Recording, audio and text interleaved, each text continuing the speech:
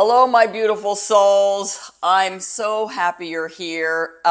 Before I move forward with my mediumship journey on today's recording, I just want to make you aware that there might be some sensitive material here.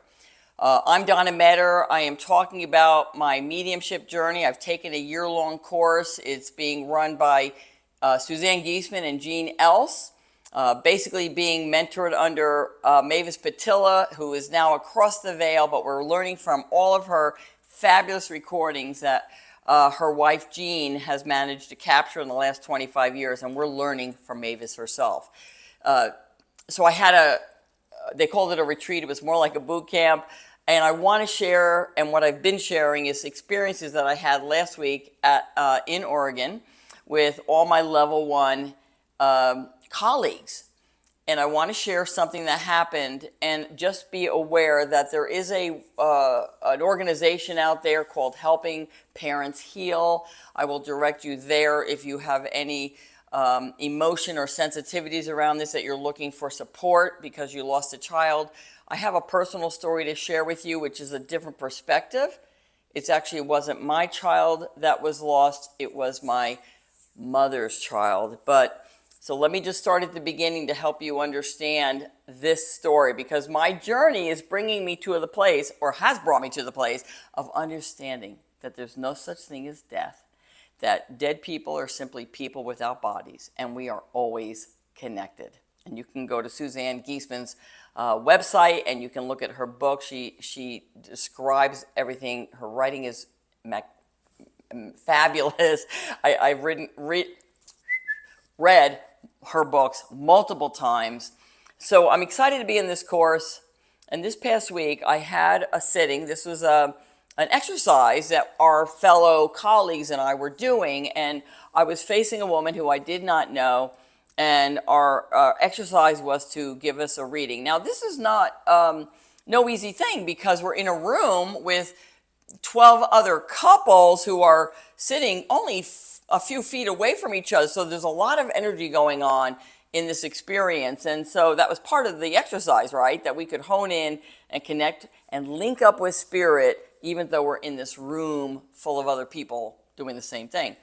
And the person I was coupled with was a woman, and the first person that she linked with, I could not recognize who it was. Now, there were bits and pieces, but remember, this is practice, so this is all good. And to be fair, it's possible she was picking up a loved one for somebody else in the room, because that's how close quarters we were. But when I said to her, I can't really take this, she said, let me go back and see who else I can connect with. And when she did that, she got a look on her face, and it almost looked painful. And she said to me, did you have a miscarriage? And she was kind of going back with this, because we never want to hurt anybody, and we never want to leave somebody in a place of despair or grief.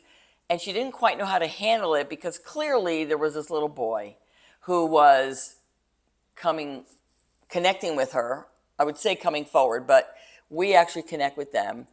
And she said, I'm getting this feeling that he was very young when he departed. And I said, I did not have a miscarriage. So now I could see her mind try to step in and try to make logical sense of this thing that she's feeling and seeing, right? And so she says, well, I'm feeling like it's this little boy, and he's trying to decide if he should stay or if he should go. And he's clearly here for you. And I said to her, yes, that is my baby brother.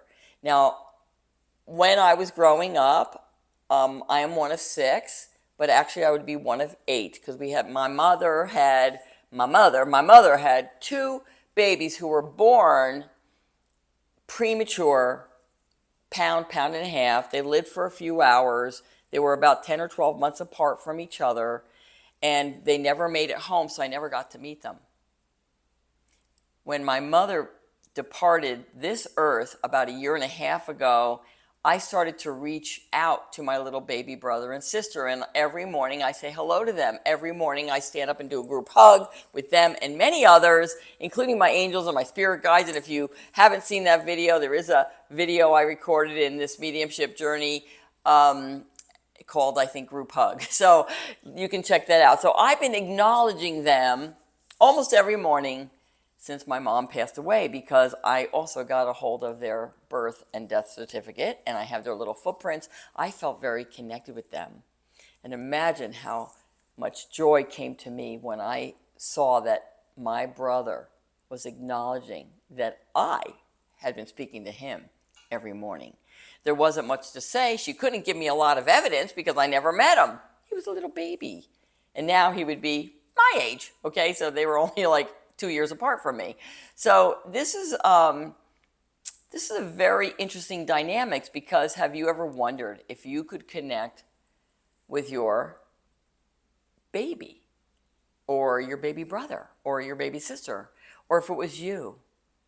These are souls, and they do not die.